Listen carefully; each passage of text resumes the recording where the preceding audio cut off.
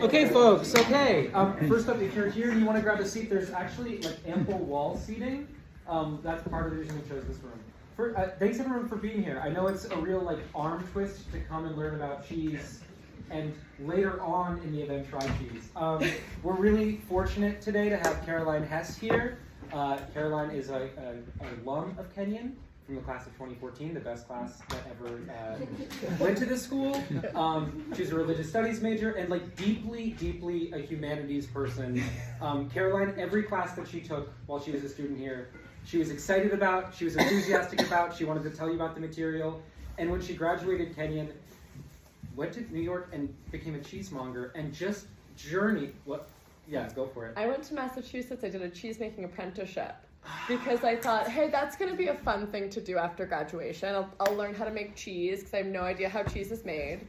And then I will obviously do something else because to dedicate the rest of my career to cheese would be insane. So I'm going to let with that, I'm going to let Caroline take over the room and do your thing and teach us all about cheese. Can we just get a quick, big, warm round of applause?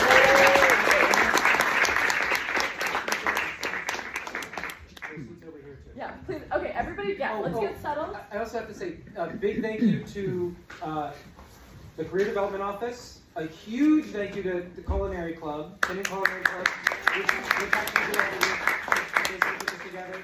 Big thank you to Religious Studies for co-sponsoring and to Victoria for doing a ton of administrative labor. I sent her an email. She sent me an email right back. Yeah, so Perfect. Big thanks to all of them. Caroline, thank you so much. Okay, so I've never actually done this class with a PowerPoint, but I've always dreamed of doing this class with a PowerPoint, so we're going to see how this works.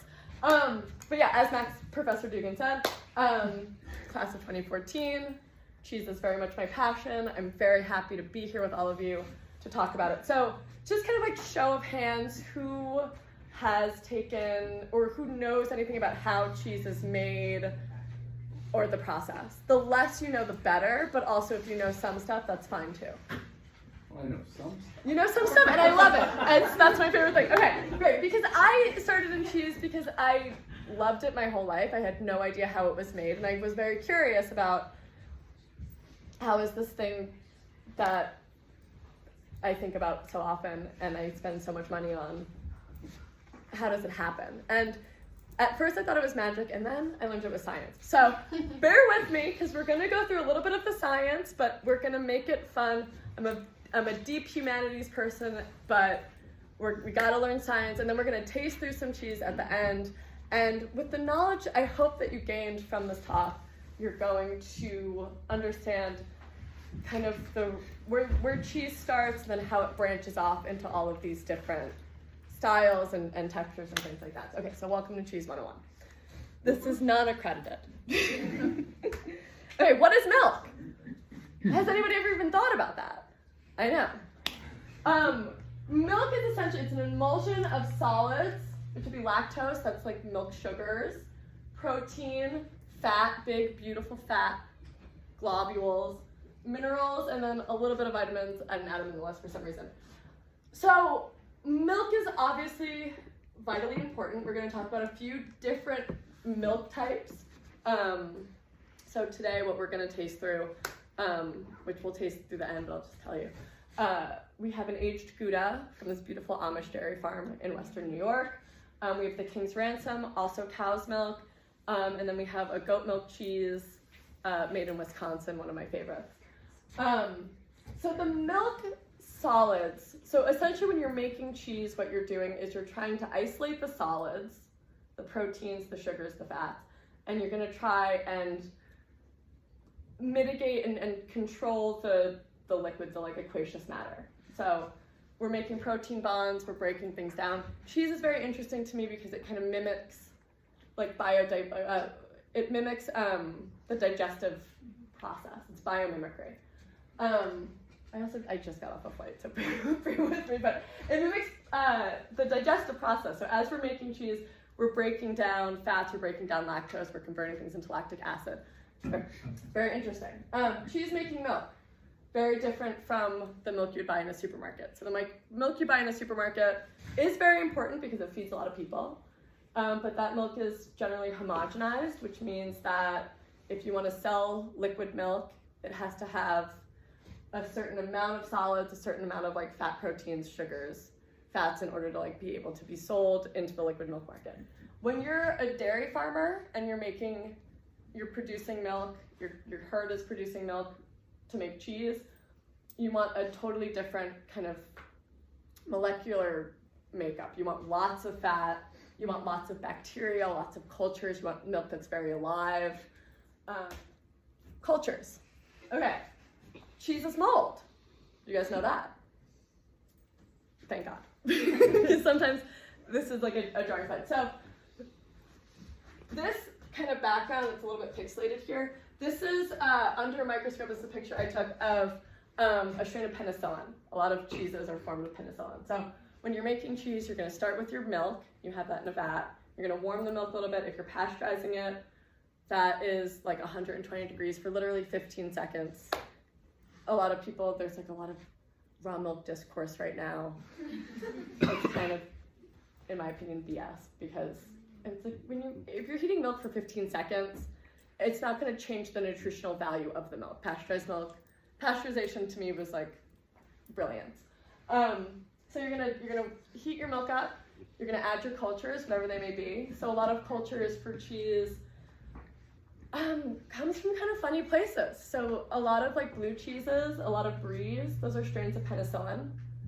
There's a lot of fun kind of lore around like early wheels of camembert, early wheels of like Roquefort, people like curing tuberculosis because they're like, I just ate a bunch of camembert. But really what they did was they ate a bunch of penicillin, but they didn't know that yet. So they're like, yeah, if you feel sick, you eat a bunch of cheese and then you feel better. But it's because it had a lot of penicillin in it. And so early cheese making as well, before we had, and we like kind of isolated the cultures, and we knew that like, oh, you add penicillin roqueforti, P. candidum, all these things, was more of like, I know that the milk from this one cow put in this specific basket and left in this room is gonna create this specific cheese. But now the world of cultures are very interesting. So there's two different kinds of cultures. So starter cultures, very important. Starter cultures are what's going to give the cheese its DNA. It's essentially going to teach the cheese how to become itself. You add that when the milk is still liquid, it's in the vat. Sprinkle a little bit on top. You watch actually nothing happen because it's not going to happen yet. And then there's something called adjunct cultures, which in my industry is a little bit controversial, but I think when adjunct cultures, which aren't the cheese DNA, so starter cultures are going to express themselves on the rind of the cheese, which is just the outermost layer. Adjunct cultures are going to inform flavor. Adjunct cultures are kind of a new thing, so you can add these adjunct cultures, and they're going to be flavor enhancers. There are ways to do it very tastefully, and then there's ways to do it that I think are distasteful, where you're like, I have really boring milk, and I'm just going to dump a bunch of adjunct cultures into it, and then I'm going to make cheese, and then I'm going to just charge a bunch of money for milk that isn't great. That insults me. So that's kind of step one, is like you're going to figure out what kind of cheese you want to make, and you're going to figure out what cultures you want. A lot of these cultures come from like French culture houses. There's also a very interesting kind of natural cheese making movement. So you're going to add your cultures into the milk, and then you're going to do coagulation. So there's a lot of weird pictures like this in the cheese industry, but what this is basically showing is a process that's called flocculation. So does anybody here know what rennet is? Max knows, because I told him. It also has an interesting thing with halal cheese. Oh, yeah. For halal, yeah, absolutely. So coagulation. How do you take, and this is something I never knew until I made cheese myself, how do you take liquid milk and make it into like this solid cheese? You need to form the protein bond. So rennet coagulation, this is the most traditional way of making cheese. The first cheeses in the world were actually made in Mongolia by Mongolian herdsmen, and they would keep the milk in these pouches that they would make out of the calf stomachs. and they noticed that the cheese that was made in the calf stomach, or the milk that was stored in the calf stomachs, would coagulate and become this preserved thing that then they could travel with. And they were like, this is sick. So this is again what I was saying originally, where this is mimicking, it's biomimicry. We're kind of mimicking the digestive process. When you add rennet, you're going to add an enzyme that is in like the fourth stomach of a calf, because cows have a ton of stomachs. Fourth stomach of a calf, and it's going to kind of isolate the protein. So now we're going to get a little bit more acute here, and the proteins that we're isolating, they're called casein proteins. And so casein molecules are covered in these like little hairs. And so when you add rennet, when you do like a rennet make, the rennet essentially shaves the hairs off, which then allows the casein molecules to bond together and create the kind of protein strands that then become curds. Rennet is really good for a variety of cheeses, but it's mostly used for hard cheeses because when you shave those hairs off, you get a tighter bond. Versus an acid coagulation, which you're not shaving the hairs off. Instead, casein molecules are negatively charged, so when you add acid, you're kind of making them like a neutral charge, you're adding some positivity into it. So those molecules are still going to bind, you're not shaving the hairs off, but you're getting a kind of softer bond. So acid coagulation, you're going to think about like fresh cheeses like Chev, ricotta, a lot of kind of cheeses that are made with like lactic acid, which is actually just, you just use the acid that's already present in the milk and you leave it overnight for 18 hours in a very clean facility. And you let the milk just kind of curdle on its own. So when you do an acid coagulation, you get a much softer, less kind of tight bond versus when you do a rennet coagulation and you're shaving the hairs off, and it's better. If you have a question. Can we ask questions? Yes! What do you mean by shave the hairs off of the protein? Yeah. It's casein hairs, then when you add the rennet, the hairs fall off. You want to draw it? Could I? Yeah. I would love to try it. Also, questions are encouraged because the reason why I fell in love with cheese was because of curiosity. And so we can do questions at the end, but also if you have a question like that that's relevant to the slide, you want to raise your hand. Okay. Okay, so anyway, so this is what's called flocculation. So basically you add the cultures, you add the rennet, and then you have to wait a long time. And this is also why I really like cheese, is because I'm somebody that does very bad. I don't do great with unstructured free time. But when you make cheese, you're kind of forced to wait. You're forced for the process to happen. If you're Italian, a lot of Italian cheese recipes are kind of like you go outside, you have a cappuccino, and then you come back and you do the next step, and then you go outside and you smoke a cigarette, and you have a cappuccino, and then you come inside and do the next step, and then you go inside, and then you go out, you kind of go to lunch, you relax. So that's how the Italians make cheese. I love that. And so I love cheese because it kind of forces me to slow down, because sometimes this coagulation process takes a lot longer than you thought it would. And you can't do anything about it. And it forces you to kind of leave the creamery, have that cup of coffee. Forces you to kind of just slow down a little bit. You're at the mercy of something else. And it's very nice. And that's my religious studies major coming in. Okay, but what ends up happening, I don't know if you can kind of see in this picture, you get this weird gelatinous blob. And that's the way to test it. So you kind of put your finger, there's a few ways to test it, but you kind of put your finger in, and when it's ready to be cut into curds, you're gonna see like a clean break like that.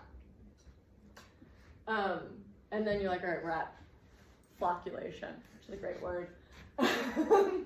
Other ways to do it, you can kind of like spin like a plastic cup on top of it, but I don't find that as informative.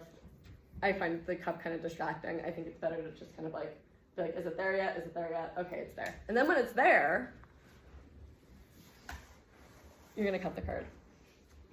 I have a video representation. I have wanted to show this to people for so long, and I do not have this set up in my warehouse. But it's a very hard process to explain. So right now what we're gonna see is we're cutting the curd. And who is our woman in the field? It's me. So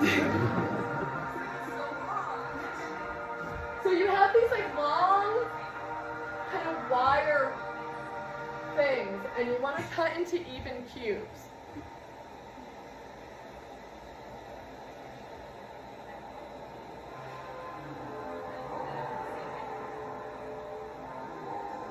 So,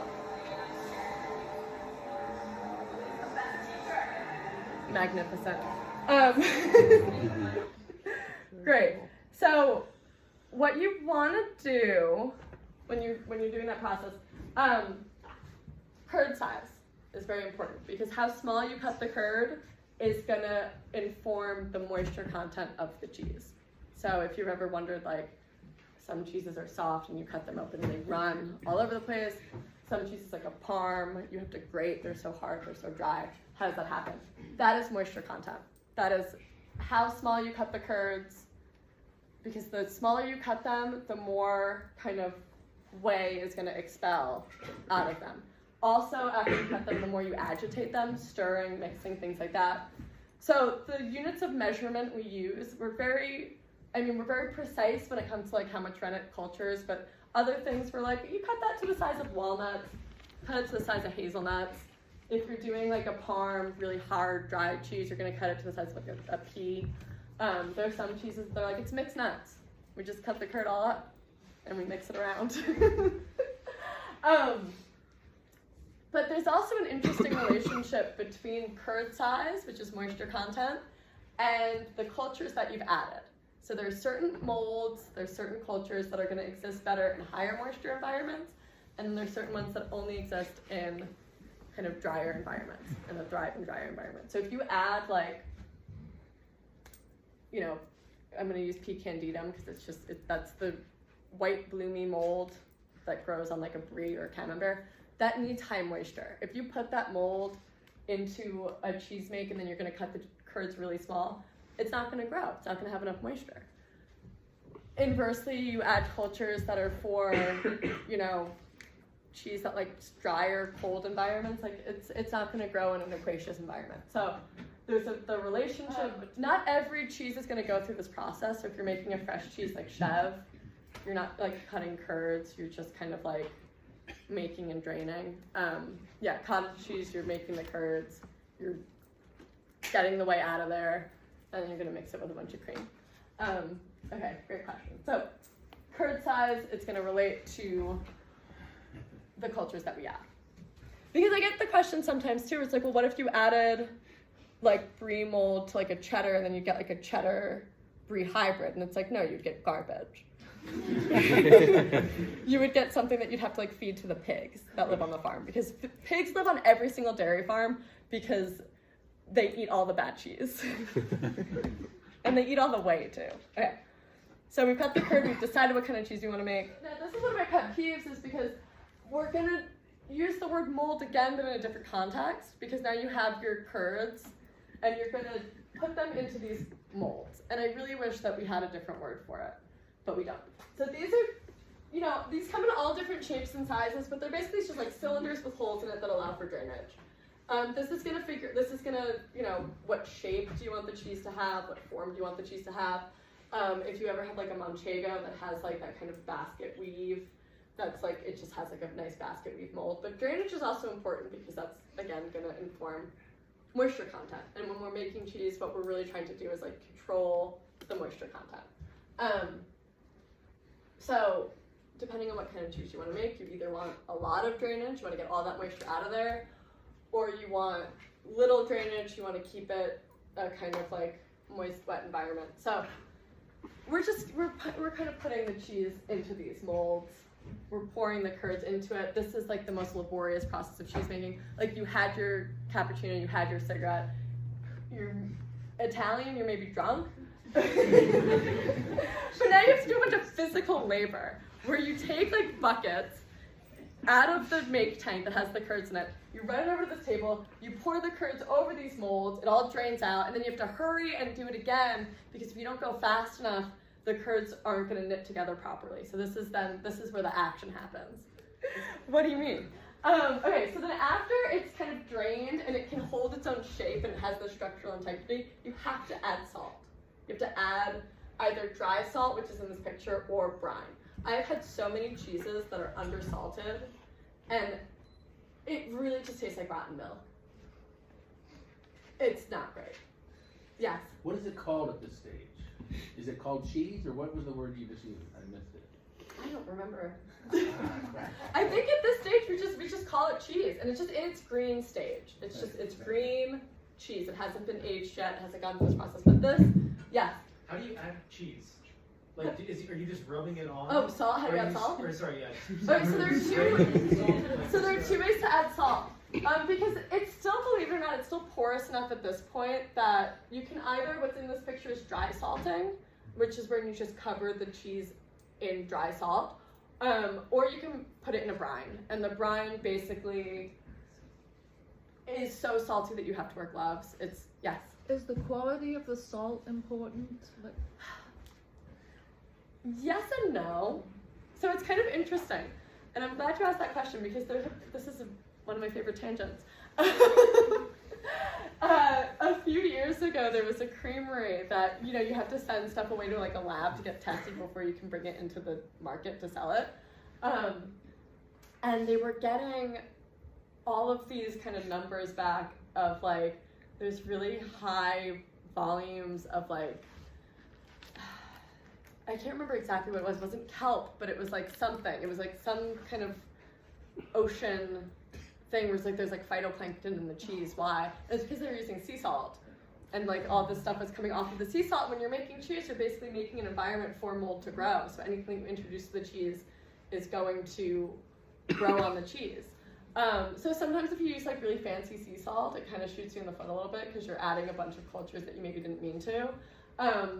But most people just will use like a coarse kind of salt. Yes.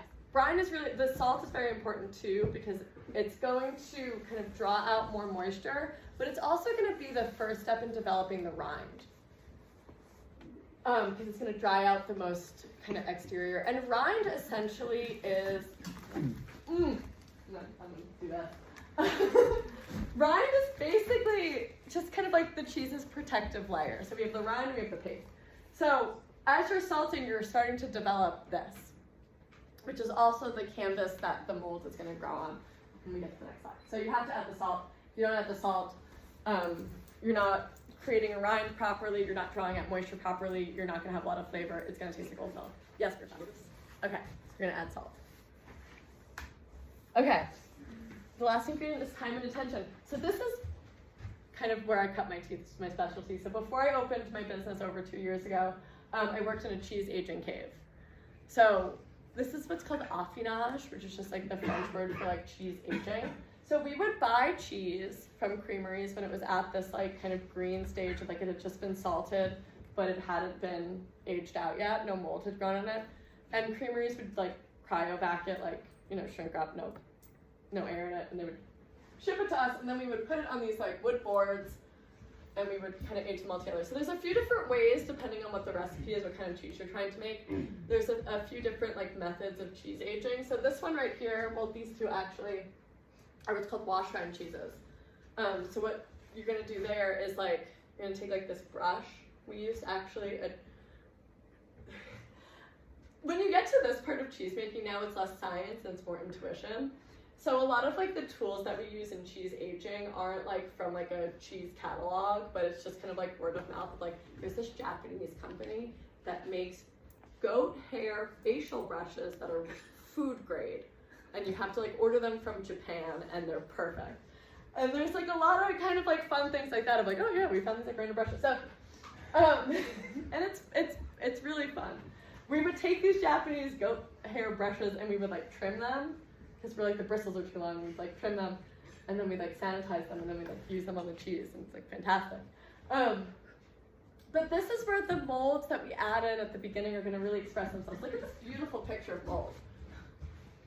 If you don't like this, I can't. Like I can't do anything for you. Because what a beautiful expression. This is a cheese that's only probably about like 2 months old. And all of this mold just kind of comes out. It's this mold that we added at the very beginning, but then also it's mold and cultures that are off of the person who's handling them. So at the end of the day, it's people who make cheese. And so in a wash rind cheese, like Bielenens, have you ever had a cheese that's like, people say it's like a stinky cheese, it kind of like smells like a foot, it smells like whatever. Any, a little bit of some nods. Thank you. It's because Bielenens is a bacteria that also grows on people. We have Bielenens on our skin. It's on our feet, it's on our armpits. It's the same bacteria. It also is in the ocean. It's mold that's kind of everywhere. I think that's beautiful. Because if I'm gonna eat cheese, I kind of want to know the person that made it. I do. So those are kind of wash rind cheeses. They're called wash rinds because you're gonna wash it in a brine, and you're gonna create like this kind of disgusting slurry thing called a morge. You could also wash cheese in beer, and the beer or the wine, the kind of the sugars, and that will feed the yeasts, and that'll help those yeasts to grow. This cheese right here is a cheddar that I don't have with me because it's, unfortunately, sometimes cheeses do go extinct. This cheese is extinct right now.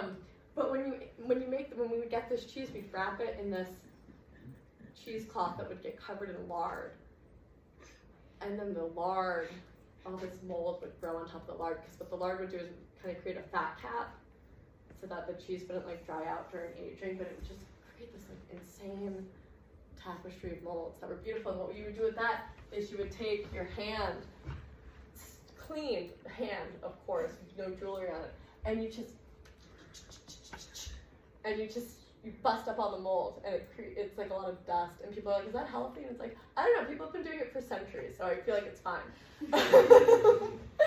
And you're kind of creating an environment for more mold to grow, and when you get to know your cheeses really well, you know what each mold is. Even if you don't know, like, oh, that's this, you're like, oh, I know that yeast that just like grows in this cave. And everybody's caves are a little bit different, which is really exciting. This is a project that's called the Cornerstone Project, where it's 3 different creameries will have the same recipe, but they use their own milk and it's in their own cave. So the only thing that's different is just their kind of terroir, their bacteria and stuff like that.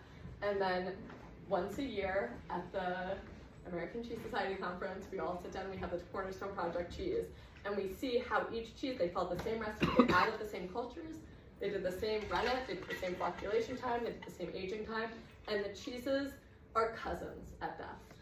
Like, they're not the same. They're cousins because it's the way that the cheese ages is so informed by the people who handle it, the other cheeses that are in your cave, the bacteria that's in your air. There's another great anecdote, if you'll indulge me, of one of our cheese heroes, Kate Arding, was a first employee of Cowgirl Creamery, which was a very early, like, all-woman-run creamery in California. And they make this triple cream, white rind, beautiful, pristine triple cream cheese called Mount Tam. And Kate got in trouble one day because the Mount Tams came out orange. They had Bielenens on it. And they're like, why are the Mount Tams all messed up? And then they did a bunch of research and they're like, it's because the window was open. And the Bielenens came in off of the ocean. And so that was the birth of a new cheese that they made called Red Hawk, which they still make to this day. So this is like the beauty part to me. It's great. The other thing about cheese aging, yes? So when you say cave, can you say more about that? Like, cave, what does okay. it look like? Absolutely. So cave is kind of like a catch-all term for just like an aging environment. Some people's caves are just temperature and humidity controlled, like walk-in coolers. Mm-hmm. So usually a cheese aging room or cave is like in the mid-50s, 52. Blue cheese likes colder, so you'll do like 52, but then sometimes it can be like 55, 52, 55 degrees Fahrenheit. And then the humidity can be anywhere from like 89% to like 92% humidity. So an aging cave is really just any room that has those conditions that the cheese gets aged. But then there's some like actual caves that don't exist. Those are Europeans. They do actual caves. This picture and this picture, well, all these pictures actually, the cave that I worked in, it was an underground beer cellar from 1890. So it used to be an old brewery, and it was, it was 50 feet underground. It was like these big, domed like this room. And we just had cheeses from floor to ceiling, but they were originally built for fermenting beer. And we're like, oh, these are fermenting tunnels. We can just do cheese in here. But it's a very specific kind of environment. I remember actually when I did my cheese making apprenticeship, when I was in the aging room, we had a thermometer on the wall that wasn't specified for cheese. It was like for other walk-ins for like a restaurant. And it had like this kind of red, like danger zone between like 40 degrees and like 60 degrees or whatever. It's like, oh, this is the danger zone. And I was like, guys, we're in the danger zone. The cheesemaker I was working for was like, Caroline, what are we doing here? And I was like, I don't know.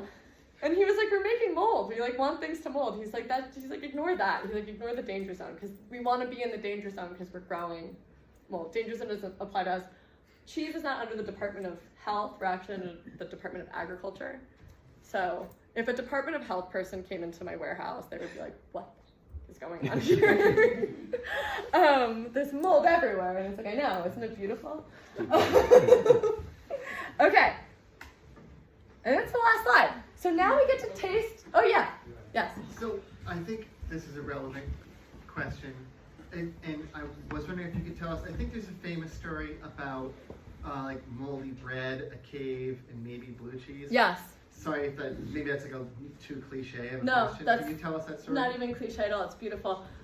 So the bread is rye bread. And a lot of,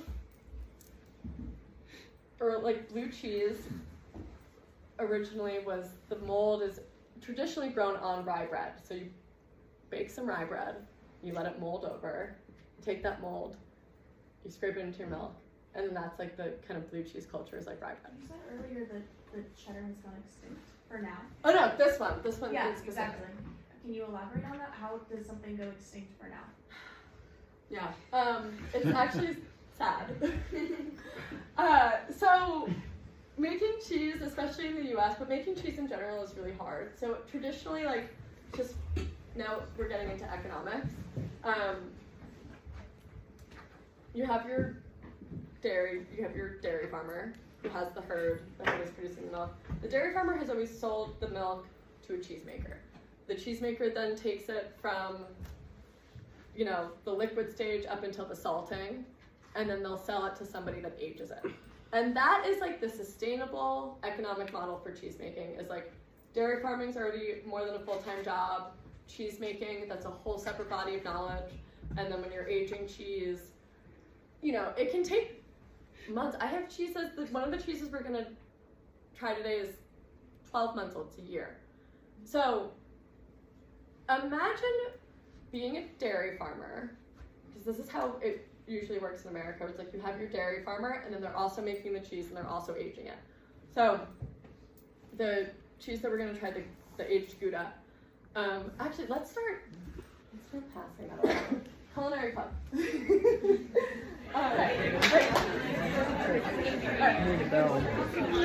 Hey folks, I know you're distracted by cheese, but learn how to eat the cheese. So also, we have 3 different shapes. The culinary club. Also, if you're in this room and you're not part of the culinary club, I don't know what you're doing. Because the culinary club, we cut all of this in like 20 minutes, and it was incredible. Okay, so we tried to cut it into 3 different shapes. So if you have like a big shape like this is the Jake's aged Gouda. So this is the cheese I was talking about. This is aged for a year. So imagine you have cows on your property, you're milking them. You have to pay for those cows. Those cows need feed. Those cows need expensive large animal veterinarians. Those cows are very expensive to keep alive and keep healthy and happy, so they produce good milk. Then you're gonna make their milk into cheese, and then you're gonna age that cheese for 12 months. So essentially, you're not getting paid for that milk for a year. That's very hard to do, to have your cash not flow so nice like that. So I don't remember what the initial question was, but How does the cheese go extinct, and then maybe? right. So how does the cheese go extinct? Is the question. So because the economics are so hard, where it's like I have these cows that I'm paying for right now, but my cheese takes 6 months, 12 months to age, and then I'm not going to get paid for it for another, like, you know, month after that or whatever. It's very hard to run a dairy farm and keep it in business. So cheeses go extinct because dairy farms close, because they run out of money. Cheeses go extinct because cheesemakers die, and their children or their family are like, yeah, I don't want to get into dairy farming because I saw what happened to my grandfather, and that sucks. So that's why cheeses go extinct.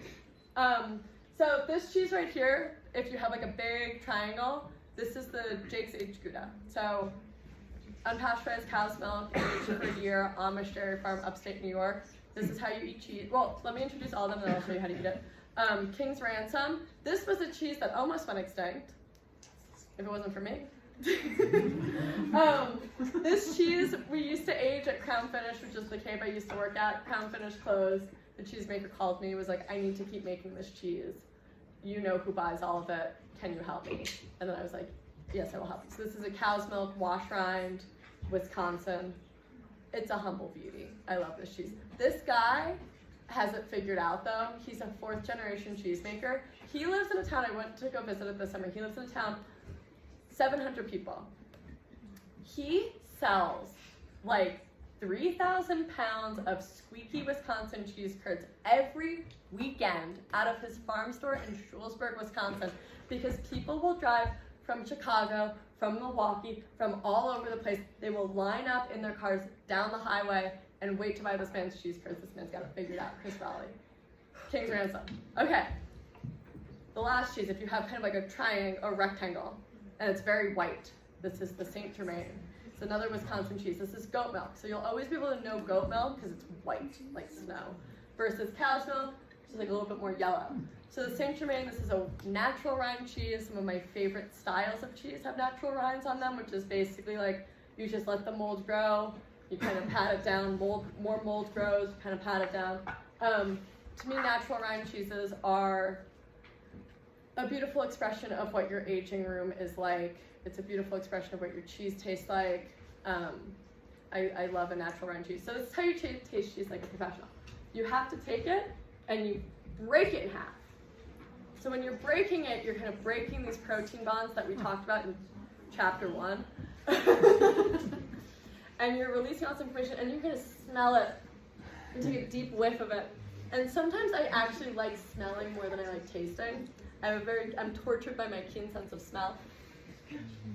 But this is gonna kind of ready your palate for like all the information you're gonna get. And when you're satisfied that you've smelled enough, then you can taste it. But as you're tasting, you also kind of want to breathe out of your nose. That's gonna pull kind of more of the sensory information up, and you're really gonna coat your palate with the whole cheese. Isn't this fun? Ooh, amazing. This is the best. It's the best. Yeah. I could taste the rind while Yeah. I was doing what you said, and it tasted different when I was eating the rind versus the inside. Yeah. So the rind is going to taste different. If you have the Gouda, I wouldn't recommend eating the rind because it's black. Yeah, what's a good wax? Great question. So Gouda. Well, I'm gonna answer the rind question first. The rind is gonna taste different, but there's nothing that is on the rind that isn't also inside of the cheese. I think of the rind sometimes it's like the crust on a piece of bread. It's just the outermost layer. It gets oxidized. It's where the molds kind of express themselves physically, whereas I like to think inside of the cheese and the paste, they're expressing themselves metaphysically, spiritually, and things like that. Gouda has a wax rind. Actually, this rind isn't wax. This is butter fat, because they're Amish and they're just coating their wheels with butter fat. But Gouda is interesting because Gouda, the whole Dutch kind of cheese industry was always built on exporting. The Dutch have always, also please help yourself to more cheese, you guys. Now that I've told you how to eat it, go And for it. maybe we could rotate, if you have a plate that's pretty full and you want to trade with another table. Yeah. Like if you want to trade the Saint Germain with, well, that's Saint Germain. To the point that actually a lot of French cheeses are modeled after Dutch So there was a big trade war in like 1670. I don't know if you heard about it. There's this big trade war between the Dutch and the French, and the Dutch were selling they were exporting all this cheese into France and Europe. And there was this trade war in like 1670, and the Dutch were like, "We're not selling you cheese anymore."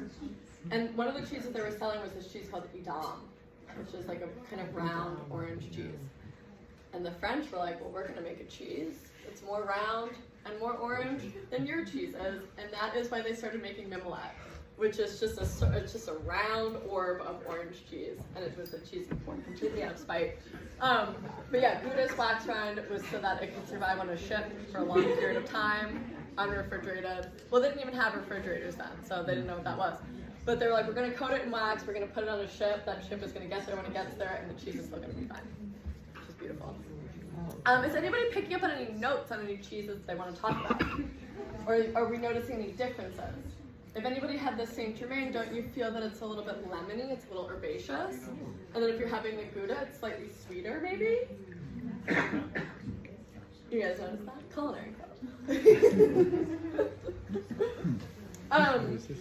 also, the King's Ransom, if you had that one, you get this kind of squeaky cheese curd Wisconsin vibe. You know, it's a much more elastic texture. Yes. Can I cheat and ask you two questions? Ooh. The first, I tried it first. Not the Gouda and not the King's Ransom. No, yes, the Gouda. Is it salt crystals? They're kind of like crunchy. It's not salt. It's not salt. It's not salt. It's what's called tyrosine crystals. So that is. I want to make sure I have this right. But that is basically kind of like a calcium crystallization. In the similar way that like calcium just will kind of crystallize in the body sometimes too. It's like this crystallization process that happens. They're called tyrosine crystals. You start seeing tyrosine crystals after like 9 months of aging. You start to see, but also tyrosine crystals are a great kind of way to also know that all of the lactose in the milk has started being converted into like lactic acid. So this is again the like biomimicry, like digestive thing of like lactose, which is the milk sugar. A lot of people are lactose intolerant, but as you continue to age cheese, the lactose breaks down into lactic acid, and then you also kind of get these like kind of tyrosine crystals as well. Okay, what's your second question? Thanks for remembering. So you talked about washed rind, and can you also talk about bloomy rind and the other types, like the other categories? So there's bloomy rind and then rind. And There's fresh cheeses, which are like the chèvres, cottage cheese, things like that, and then bloomy rinds. We call them bloom because I don't know if we can go back to that. I don't really know how to operate this. Again, this is okay. Then you have slideshows. Thank you so much, Professor. So this is like a bloomy rind, and we call it a bloomy rind because under a microscope, it's a little bit pixelated, but the mold blooms like a flower, and it's gorgeous. But when it's on the cheese, you see like these big white tufts. So that's like Bries, Camemberts, triple creams, anything with a white fluffy rind is like a bloomy rind. You can also get. I didn't send any soft cheeses there because I thought logistically it would be too difficult to try and get soft cheeses passed around. But have you ever seen a cheese that kind of has like the outside of it kind of looks like a brain, has all these like wrinkles? That's called the geo rind. That's a separate mold, and you want to see like a lot of those wrinkles. That does really well with goat's milk. Usually geo rinded cheeses are goat milk. Wash rinds have the Bielinens. Those are always orange. Those are your Taleggio's. Those are a lot of your Swiss Alpine cheeses. But then you also get into, and this is why I'm not always crazy about categories. I get kind of lost in the categories. I've been working with cheese for like 11 years, and I still am like, these categories make no sense. Because at one point we're talking about like what's happening on the outside, and then sometimes we're also talking about what's happening during the making process. So like another form of a wash rind would be like a Gruyere. which like the wash, like the rind outside does technically get a wash on it, and you get that kind of orange tacky thing. But what also happens is that the curds during the making process are like getting cooked. So you're like kind of heat treating the curds before you put it into the molds that they will then take their shape in. So that's another style. You also distribute grape leaf wrapped cheeses and flour, like herb flour. Cheese is covered in flour. Cheese is wrapped in grape leaf. Cheese is wrapped in bark. I love trees. But those aren't. That's not rind. That wouldn't be in the rind category, even if it's rind. Okay, but like the cheeses that are wrapped in leaves are like, how is that a category? Leaf wrapped cheese. There's 4 of them. Like that can't be its own. There's not enough of them to be its own category. But it's kind of funny when I sell mostly to like restaurants and chefs and stuff. And so they're like, oh, I really want this bark wrapped cheese. And I was like, well, it's not the season for the bark wrapped cheese, but I do have this cheese that's wrapped in leaves. If you want to stay in a tree motif, we can stay in a tree motif. You can do the leaf instead of the thing. Yeah, I just like categories I think can be interesting if you're like at a cheese shop. Oh, I want to talk to you guys about going to cheese shops too. That's what I'm gonna end with. Yeah, but if you're going to a cheese shop, like the categories can be important of like, okay, I want something soft, I want something firm, and then I also want a blue, or I also want something that's like a different kind of soft cheese. There's all these different ways of categorizing, and that's the thing about the world of cheese is that the level of diversity with flavor, the level of diversity with texture, is just so like ridiculously abundant. It's like the categories to me almost like you try and categorize each one, and it's like what? There was a lot of cheeses that I think are so beautiful that don't really fit into a category, and this is why. I think the categories are useful when you're shopping for cheese at a store, but I think when I am like looking for cheeses to source for my business, I don't really care as much about the category. And when I'm selling cheese to people and they're like, well, what is this? And I'm like, well, what is it? You're eating it? Like, what do you think it is? Isn't it delicious? Don't you love it? Don't you see this in a salad? Who cares what it is? It's great, it's cheese. It's so fun. So yeah, there's a lot of different categories, but if we get into that, it's so convoluted, and I don't think it's like totally helpful all the way. Okay, any other questions? Yes. Yes. Yeah, I have we'll talk about that, yeah. A long time ago, I used to brew my own beer. Do people make their own cheese? They do. Home cheese, a thing? Yeah, it's a big thing. You mean like beyond just like mozzarella and like you can make ricotta on your stovetop. You're talking about like I've made this. creme fraiche. That's about as close as I Okay, get. so there's a way to do it. I'll be honest, like if you're using it more as just like a fun experiment, Yeah. it's great. What home cheesemakers usually do is they'll take like a wine fridge. You buy like one of those like little wine mini fridge because you can control the humidity on those, and you just built it out with like wood shelves. I only know 2 people who have ever like been like solid home cheesemakers. I know 3 people who've been solid home cheesemakers, and I know a lot of people who have really made their spouses very unhappy with like their at-home DIY cheese. That's not what I want.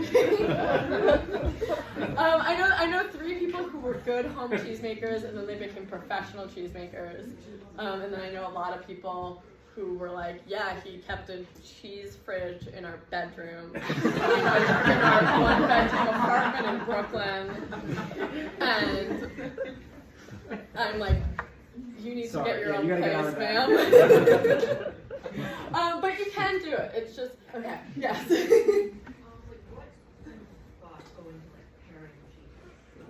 Oh, okay. Great question. So, I don't know if you've gotten this so far from my talk, but I'm like not super precious about cheeses like the way that it's handled. So as far as pairings, the only way to kind of learn pairings is firsthand. So it's really like experimenting. There's certain things that are like classic, like goat milk and anything with bubbles, like goat milk and champagne, goat milk with like any kind of like pet nat, any kind of like bubbly effervescent thing. For some reason, those things marry super well. There's also a science about like if you want to kind of complement flavors that already exist, or if you want to contrast flavors that already exist. So like there's a lot of Swiss cheeses that have like a very oniony bouquet. So like think about like when you're having like a French onion soup and you like melt a bunch of Gruyere on top of it. Beautiful. So it's like onion, onion. We're having fun. But then there's other times where you're like, oh, this is like a really rich cheese, and I want to cut some of that richness with some tartness, and then you put it with like, you know, cherries or, you know, some type of like sour, more sour like kind of fruit spread to like cut that richness. And this is where I want to get into something that's also very important to me, which is the experimental mindset. So when you're tasting cheese, when you're trying to taste it with other things, when you're thinking about your lives, when about what you want to do after Kenyon, anything like that, you just adopt an experimental mindset. There are no consequences. Everything is just data. So you go for a pairing and it doesn't work, you didn't fail, that's just more data. You tried something, you didn't like it, that's more data. There's no failure when you have the experimental mindset. So if you're going to approach pairings, go with an experiment. Be like, I really like this cracker, I really like this beer, I really like this cheese. What happens if I put them all together? Oh, it doesn't taste good? We move on and we try something else. Oh, this tastes amazing? What a beautiful day. And so that is the only advice we can give to you with pairings. Yes? Do you have any embarrassing stories about Professor Dugan? No. I know nothing embarrassing, but Professor Any Dugan, heroic acts? heroic acts, he once helped me boost a vending machine. Oh my gosh! But it was me, I boosted the vending machine. Yeah, I wasn't there. Yeah, He only supervised me, trying, I didn't get into trouble. Yeah, she Guard, look out. But I will say Professor Dugan has a lot of probably embarrassing stories about me. I think we probably have enough for each other, but Yeah, mutually assured destruction. Yeah. Yes. What is your opinion on vegan cheese? I think it's great. So, I'm always of the mind of like, why would I try, so cheese to me, and I was taught, have you guys ever taken a ride with Ken from the airport? I love Ken. Ken and I were talking on the way over here. I love Ken so much. And he was asking me about, because he's like, oh, you sell cheese, like, I'm talking about it. So, cheese to me is a beautiful arena to meet another person's humanity. And so if that person doesn't eat animal products, or that person can't do, you know, animal rennet or something like that, we accommodate. And so if there's a vegan person that's like, I want to eat cheese with you, and we're eating vegan cheese, I get to sit down with that person, I get to eat cheese, and we get to meet over this thing that we both love. And so to me, I think that that's beautiful. I think that I think that is an unpopular opinion in the cheese industry sometimes, where there's a lot of people who's like, vegan cheese isn't cheese, how are you calling that cheese? And I'm kind of like, well, what are you gonna call it? Just like a nut paste? Like, that doesn't mean anything. But like a vegan cheese to a vegan person, that's cheese. And I don't benefit at all from like telling that person that they're wrong. Like, them eating vegan cheese doesn't hurt me, and if they want to eat cheese with me, or, you know, they want to talk about cheese, the science is basically the same. Like, the milk is different, but essentially it's a very similar, like, scientific process. I think that cheese for me has always been something where I get to meet people, and I get to kind of share something in common, and it doesn't matter what we have different, because it's like, you sit down, you break the cheese, you smell it, you take a minute, you really relax, and you're relaxed. You can't have cheese and feel bad. Like, you eat cheese and it just makes you feel good. And so vegan cheese to me, so yeah, that's just kind of my approach to cheese, my approach to life. Yeah. I'm like, you enjoy it? I enjoy it. Any other questions? Yes? So how does the type of cheese making that you're describing compare to, like, you go to Walmart and get a bag of cheese? So, What we're talking about then is really just scale.